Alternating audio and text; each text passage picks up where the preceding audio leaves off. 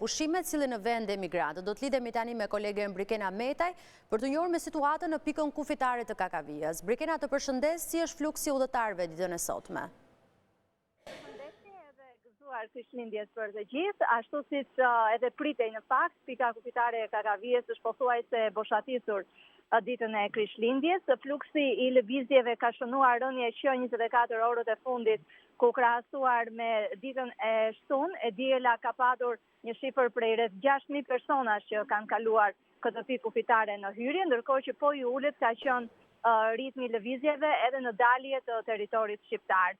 Pritet që lëvizjet vazhdojnë me këto ritme deri në fund të vitit për të rifilluar sërish fluksi kësaj here në dalje ditët e para të vitit 2024. Pala shqiptare pavarësisht fluksit në rënje të 24 orë të fundit ka punuar me kapacitet të plot sportelesh, pothuajse me 6 sportele, në varësi edhe të fluksit, të shtimit të fluksit, ndërkohë që nuk ka patur vonesa as në palën greke, pavarësisht trafikut të shtuar të lëvizjeve. Mirë, Brikena, të falenderoj për këto detaje që përcollen në studio. Deri juve.